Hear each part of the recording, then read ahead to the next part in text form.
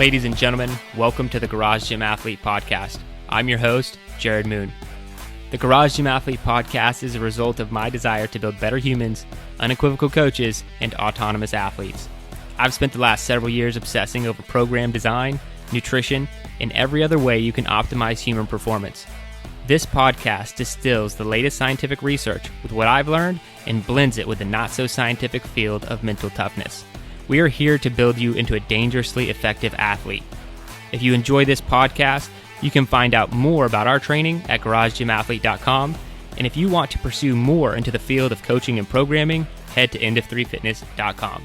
Thanks for listening.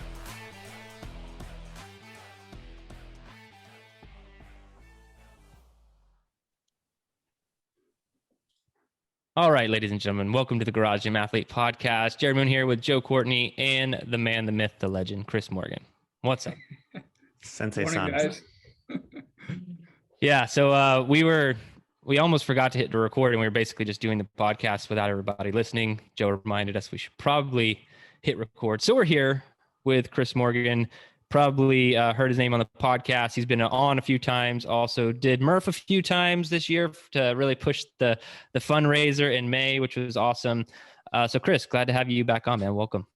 Glad to be here, guys. This is my third time and third December in a row. So Nice. Oh, So like it's just the annual check-in is what it's become. So we're gonna write you in for next year. yeah, I mean, I was on a couple times with groups too, but yeah, this is my third individual one. So We have a second Christmas tradition now. It's Abdominal Snowman and Chris Morgan on the podcast. That's He is the abdominal snowman.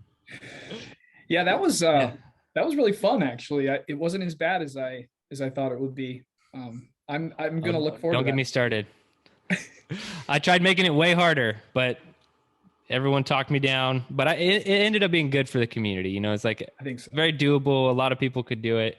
I really wanted mild penalties in there, but we kind of already did that with Plank you Tyler, and so it was what it was, and it's just a solid challenge.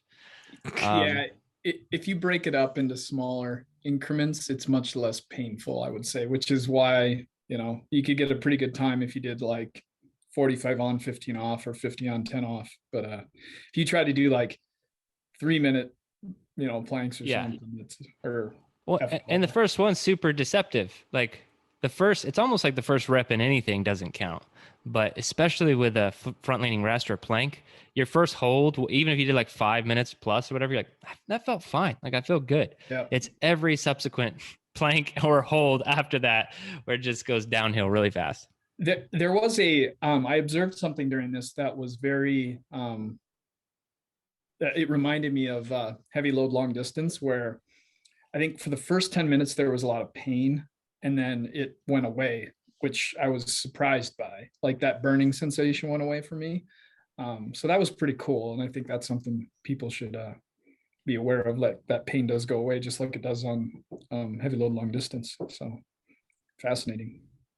I want to pick things up, man, kind of where we were talking before I did hit record, because I want to keep talking about it. So we got this challenge coming up, the 300 challenge. If anyone's not familiar listening to the podcast, you can catch the webinar. It was fully broken down in there. Long story short, it's 300 training sessions in a year. That's the big one. And then it's 300 minutes per week, right? And then 300 calories per training session. I think I hit everything. And then there's the 200 version of that, which is 200 of everything that I said. And you kind of have to peel the layers to understand the difficulty of it, which I think some people miss when you just see it off the bat. You're like, not too bad. Even in the 200 or the 300 level, whichever one you're looking at, you're like, I think I can do that. But there's this discipline element that I think is overlooked. But are you tackling this challenge, and at what level do you plan on tackling it? Yeah, I'm going to go for it. I actually immediately, as soon as I started putting in a spreadsheet, realized how actually challenging it was. Because it's sort of, it's an increasing level of difficulty for each level and consistency, right? So, a training session may qualify as a training session, but does it, accumulate enough minutes to qualify for the week? And then is it enough calories? So I do think it's much more difficult than people are giving it, people are not giving it its due, but I'm looking forward to it. So I don't know that I'm doing my best to get as high of a level as I can, really, because it's just it's kind of layering on top of the daily discipline green dot challenge, daily to over decade stuff. So looking forward to it and nervous as well.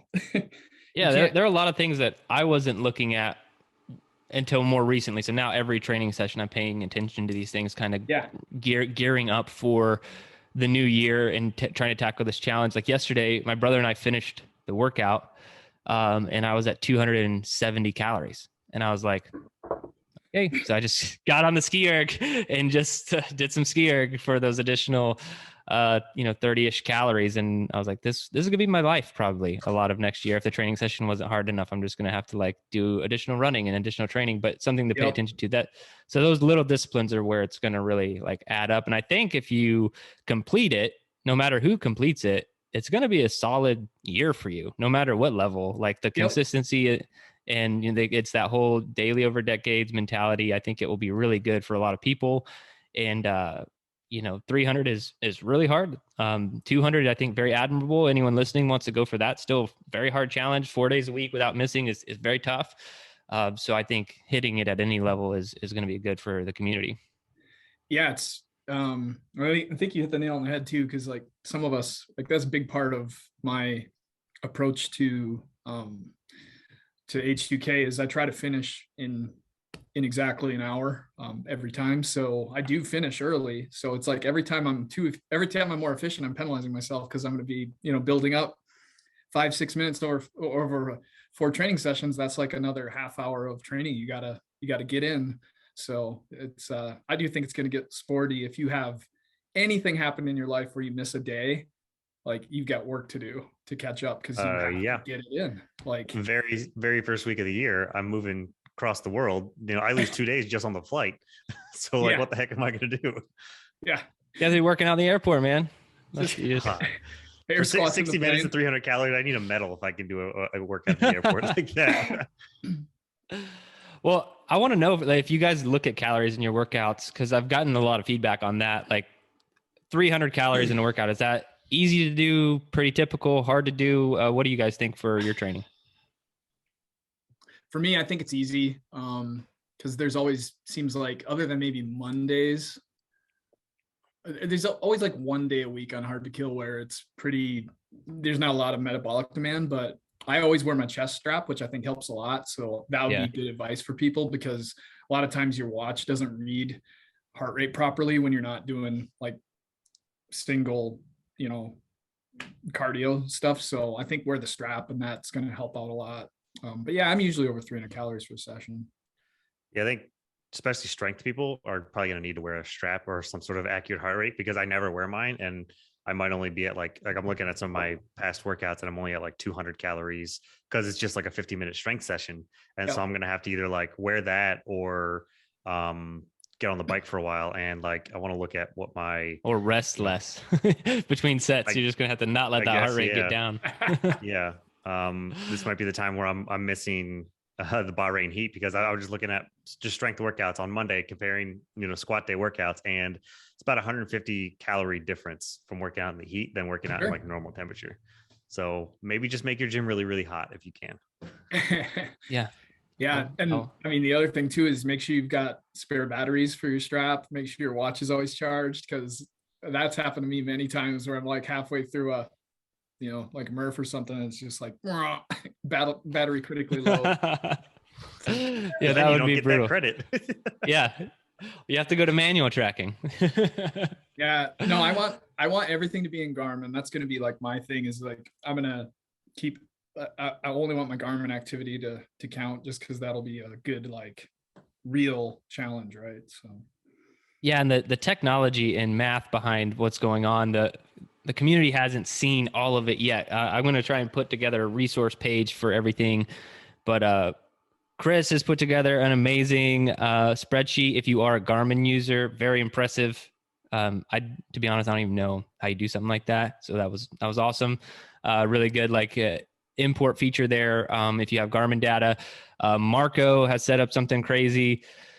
To be honest, I haven't even gone into it all the way, but his is pretty awesome. And then the team us, ourselves, we have some like pretty, I'd say, technologically advanced or just cool ways of tracking things that otherwise won't be available to the public. I mean, I might share how we do it, but like you're gonna have to pay for like 3 different software services to be able to execute it. But it's really cool if you can do it. So we'll put those together. But I'm really excited about it, and glad that you're tackling it, man. Because I have you in my sights as my like accountability partner to get through it, because it's too easy for Marco. So he can't really be like the guy I'm trying to do it with. And so like, I think there'll be just enough real life challenge for you, like there would be for me, that there's like, we'll get it done, but it's not going to be easy. Marco's just going to breeze through. He's like, I did 370. I'm like, dude, there's only 365 days in the year. Like, what? I figured out a way. Like, yeah, that's. I think the ground rule I'm uncertain about is, and it's just like, how hard do you want to be on yourself? Is, can you actually record 2 legitimate sessions in one day? And I can't decide if I want myself held to the standard where it has to be 1 a day, no matter how much you work, or if you should be able to make up like 2 in a day. And I think the spirit of it makes more sense for it to be a training day is 1 point, and that's the most points you can get a day at any level. But life does happen, so it's just, I think I don't.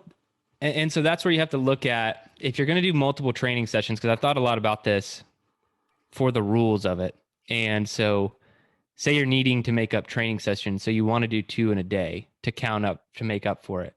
That kind of goes against what I was initially thinking. But if you hold steady to the level 3, where it's 300 calories, to where if you are going to do a training session, it has to be 300 calories. There can't be this like 15 calorie or 50 calorie workout. If you really hold yourself to that, when I step to a training session, so there are all these ways you could layer it. Maybe I should just like set the official ground rules. I kind of want everybody to hold themselves to their own standard and everything else. But the way I'm going to do it is 1 training session, 300 calories. That's what I'm going for. The only thing I might have to make up is like minutes. And we kind of talked about that before we started recording, is like, I won't count that as an additional training session, but I think I would let it count towards my minutes and calories overall for the week. Yeah. And so that's the main thing I think I would do. Yeah. I think that's very legitimate, right? Because if you do have a strength session, like you talk about all strength athletes, they should be rewarded for going and getting a zone 2 jog in after their session as cool down or as additional work, right? That makes sense. It's not I wouldn't call that a training session, but it should count for calories and time, right? So in Garmin, I always do mine separate. Like, so I'll stop my strength and then I'll start my bike. And it's like, it's 2 different inputs, but it's like 5 minutes apart. Yeah. I use my Garmin as a dumb watch, Joe. Unless I'm running outside, it's in cardio mode. That's basically how I either do strength, run, or indoor bike. That's like the only 3 things that I do. I know when I'm only in the garage, I know I'm not taking advantage of like 90% of the features Garmin has to offer. I'm like, yep, just track my heart rate while I move my body. Okay. Like, that's all I need you to do. It's a $700 dumb watch for me. Yeah. All right, man. Well, let's get into some of these other questions. If you're a part of the community and you want to check out the challenge, we have some stuff about it, or by the time it's published, it should have some stuff about it on our website. And it is in the webinar for all the details. But I also want people to be able to pick it up like a lot of people do in the Murph challenge. Like, yeah, the official challenge for the community is January to December, but if you want to pick it up in February or whatever, like, go for it. It's a solid challenge either way, February to February. But any recent meet yourself moments, man, anytime in recent history where you're like, have truly had that self-talk where you had to talk back? I mean, yeah, May was pretty tough. For the big challenge, but which I haven't been on since that was over. I feel like Jerred's return to Hard to Kill has brought a lot of fun stuff for you guys. It has, but it's been so awesome. I mean, I don't know. This last cycle was just perfect, honestly. We're just wrapping it up. Good. I nailed it. We're just going to put it on repeat now. I've been trying to get the perfect cycle. He said it. So yeah, it was really good. I mean, I thought it just seemed super balanced. Like, I felt I got much. I increased strength a lot this cycle, and I thought the conditioning was really, really manageable.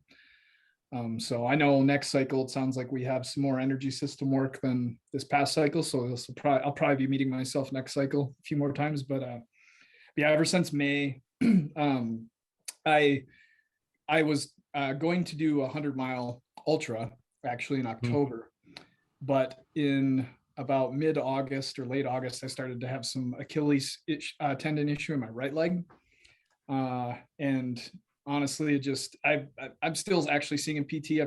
I went there initially for that, but now I'm continuing on just every 3 or 4 weeks just to check in on things and work on different mobility checks, just to optimize, and stay super healthy. But anyway, it was too much too soon, because I jumped right into that really high volume of long, slow running right after the Murph project. I think I was just too much too soon. So punting that till next year sometime, maybe the year after even. But those long runs were not as hard as May 2021. So yeah. And so I forgot you had not been on. So let's recap that for anyone. So we had a big fundraiser in May, and we raised a ton of money for the Special Operations Warrior Foundation, but Chris was kind of the face of that. And so how many Murphs did you end up completing in the month of May? 52. 52. Insane. So a lot of people doing and that's in a month, just so everyone's aware. It's not like a one a day type thing. You have to do the math on how many that equates to. But was there didn't you do like a marathon day of just like a bunch 5. of them? Like, yeah, I did 5. Like, getting close to the like, world record at that point. Like I forgot what it is, but it's good. People have done, gosh, I think someone's done like more than 20 in a day. In a 24 hour. It was like 10 or 12, but it could be like, maybe that's the female record or something. It's pretty ridiculous. Yeah, I'm not interested in that. I like Murph, but I'm not going for any world record of of most in 24 hours. No, it was look, it was really cool. And actually, to be honest with you, I still am doing Murph every week just to keep engaged with the 52 mission community. And honestly, every week that goes by, it seems less believable that I did that in May, because you just lose a lot of proficiency when you're not doing it as often. And people should be encouraged by that too, because if you do it a lot, you do get really proficient. I mean, your heart rate will drop, the metabolic demand of it will drop massively, just because you're building so much muscle endurance in those calisthenics. And mine has dropped. I'm back where I was probably like last July or whatever. So it is not tattooed. It's not permanent. No, that's the frustrating thing about fitness in general. It doesn't just really stick with you. But yeah, it was look, that was a really cool thing to be a part of. I'm so it is kind of like it all sort of came together a bit last minute, right? With everything, but it was I'm very proud of the community and what we did there. It felt really good to do something like that. So thank you guys for helping bring that together for the whole community. And yeah, it's something I'll never forget, and just very, very touched by it, to be honest. It was a lot of fun. Awesome, man. Yeah, we'll keep everybody up to date on what we do in 2022. Yeah. I'm sure that there will be some awesome things on the docket. But let's shift to some studies, man. I know you listen to the podcast somewhat regularly. Any studies we've covered over the last year or ever that you've enjoyed that resonated with you? Goldilocks. That's a pretty recent one that I really liked. Just getting that right amount of training. I think that's a big mindset and approach to consistency is so important for just overall success in your life, but also in training. And I think too many people burn out. They go too hard, too much too soon. They just start, stop, right? And a lot of that's because we're very undisciplined in our brains about what's appropriate for us. Yeah, on a given day, or who we are. It's that whole, like, you guys talk about that all the time, seeing somebody do something and that works for them, so I'm going to do that. So I really like what that study had to say about trying to get the right amount of activity, because you have to have enough in the tank to come back the next day, right? It's like, it doesn't do any good to break yourself off and not train for 2 days afterwards. So I think that's an important message for people. You should try hard, but you shouldn't test every day, Yeah. And that's what we actually had that question on the webinar, and I answered it. Forgot I think his name was Jason or something. He was like, how do you justify doing this 300 challenge with something like the Goldilocks study? Are they conflicting? And they're really not. Nope. It's they're in the same. So the 300 minutes per week is about the upper end that you're looking at. The lower end being like the whatever CDC standard of about 150 minutes per week. So we're right in that range. And the beauty of the study, or not the study, the challenge itself too, is just the fact that we don't care what you're doing. It could be zone 2. You could do zone 2 all week if you want to, and still complete this challenge. There's no level of intensity needed. There's no weight on the bar required, or percentage of body weight or speed in a mile. It's just see if you can put in the work for a year, which I also think that we may have created the toughest fitness challenge in existence over anything else. Like, there are all these other, mile challenges, and that we have the Iron Mile and things like that. But I feel like what we're throwing down is in line with the science, but also harder than probably anything else you could do realistically, from a discipline and it can be zone standpoint. 2. Like, zone 2 is like easy. They're not easy, but still, like, you can do that all the time and it still counts. So it's still low impact, low intensity. Yeah. I don't know. I know I've talked about this before, but I can't remember. I'm sure we've never talked on the podcast, but I've talked about the approach to training, and I really, really think people need to think about this. But look, when you guys put a training session together, and it's got, let's say it's strength, right? You've got your percentages, right? You've got your percentage based on your 1 rep max, or you've got your kind of your RPE, or call it zones, right? It's like, what I encourage people to do, because like, I think what people do is when they're not feeling good, they don't train, right? Or they just like, they give up and they don't go. But understand, like, that all that intensity is relative to your best performance, right? Realistically. So if you wake up and you're 70%, why would you think that you can repeat that 70% of your best effort, right? So just be humble and accept that you are not, in your prime, but you're going to get the same stimulus, right? Because you're at 70%, you do 70% of whatever. Math isn't exactly like that, but that's really the point I want people to get from that approach to training, is it's a relative intensity. This is the minimum stimulus you need in your life to be optimal, but that is a relative stimulus to who you are in the day. I think that if people accept that, they can stay consistent. I mean, that's really the key. I think, if a lot of people could adopt that mindset, it'd be less hard on themselves overall, and put in more work, be consistent over a longer period of time. It's that I talk a lot about holding yourself to a standard, but the biggest part of that is knowing what your standard should be.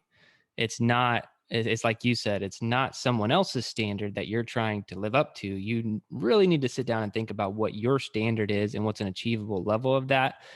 Because never in that, hey, hold yourself to a standard, do I mean you need to be like someone else, or it needs to be a ridiculous standard? It just needs to be almost like a minimum threshold for consistency and discipline that is kind of your standard or baseline. If you want to go above that, go for it. If you're going to have a great day, then cool, knock it out of the park. But in the end, you just, that minimum standard that you need to hold yourselves to is the no fail. That's what you got to do. Yeah. And it adds up, right? Like if you're having a bad day, you feel bad, and you actually go train and you get that stimulus, but it's not, you're not at the same numbers you are when you're in perfect shape, you still feel really good about it, right? You've won the day, that's in your win column for the day. Like, it leads to success in the rest of your day and everything else you're doing. So it's just so important. Routine is really, in my personal life, is really that's like my rock, my anchor. So it's it's just so important. Well, anything else you're looking forward to coming into next year? We talked a lot about the 300 challenge that we're doing. Anything else you're after or looking to achieve over the next year? I'm excited about doing something again on the kind of the give back charitable side. So looking forward to seeing what we come up with for next year. That's really exciting. And then I'm going to see how it goes. The last couple cycles, I've really focused on getting healthy. I've put like 10 pounds on, feeling really strong. So I'm going to ride that through this next cycle, and then start increasing the running volume in the spring when the roads thaw here. So, and then just see, I'll look out to the fall and see if there are any long races I could do. But yeah, it's this focus, that whole year of Murph did take some of the intensity and focus off my hard to kill training. I still did 85% of it, but being able to really just focus on the programming for the last 2 cycles has been really good for me physically. I haven't tested in a long time, but I just did reps for my previous 1 rep max, some deadlift, like overhand, which was like mixed grip before. And it's like, okay, it's working. But yeah, it's awesome. Yeah, looking forward to that. Both those things, I guess. Maybe you get a crew together to do like a Ragnar relay or something. Yes, I would do that. Oh yeah, Joe will be back in the US. I will. Yeah, that's great. Yeah, we didn't talk about the Spartan that happened in November. That was actually pretty fun. Yeah, how'd that go? It was fun. I mean, it was super fun.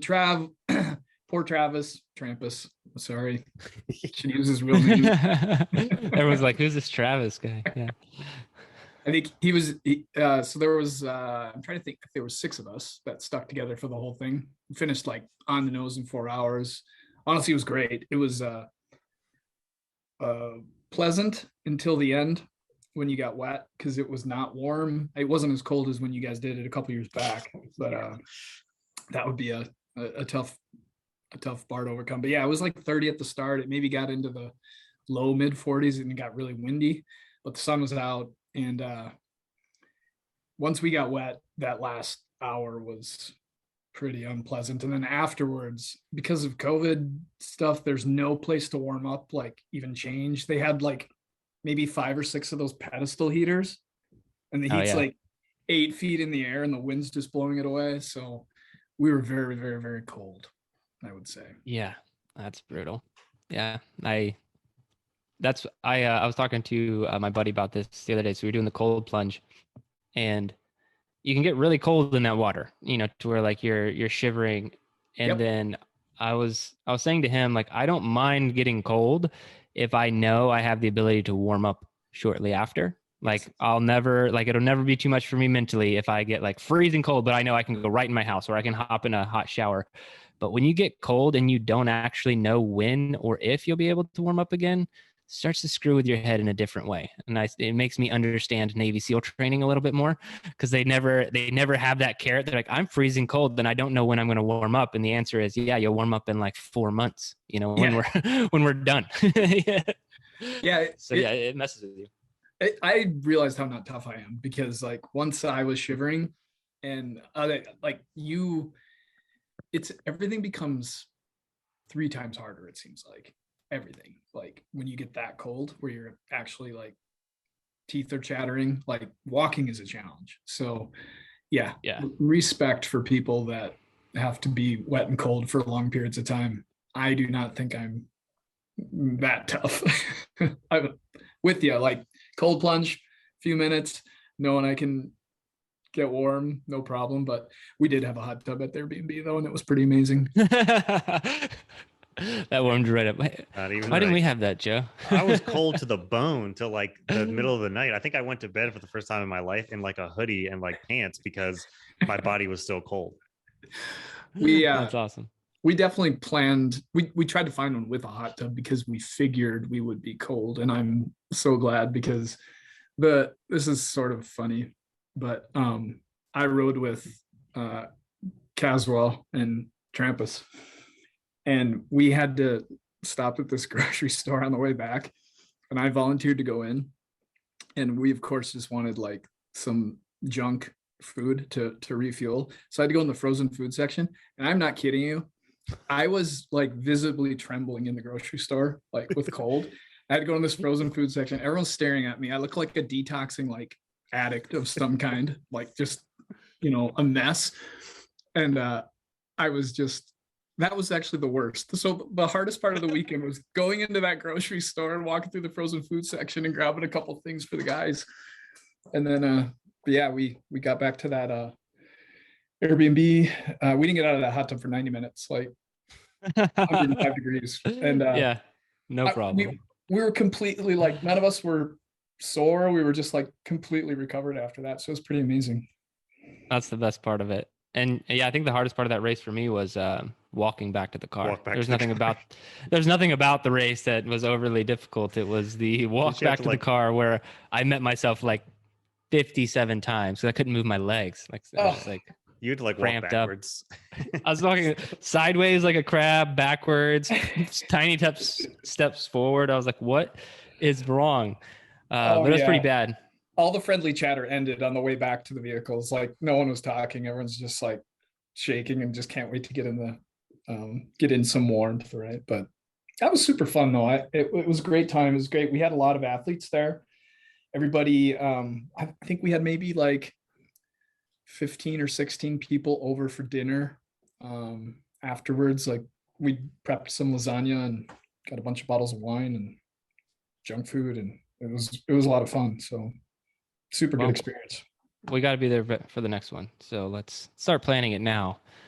I found if someone forces me to plan something, I'm better about being a part of it. Otherwise, really, we just plan it for him and just tell him to show up. Yeah, here's your ticket. That works great. That's because Emily and I both aren't planners when it comes to vacations, and so I would joke about it on the team, but I pay twice as much for everything because it's like we're going on a trip, but it's last minute airfare, it's last minute hotels, like everything. It's like, okay, well you're paying some premium prices now, so my perception of vacations are way off because of that. Like, oh, when you plan, you can save a lot of money. I didn't realize that. So.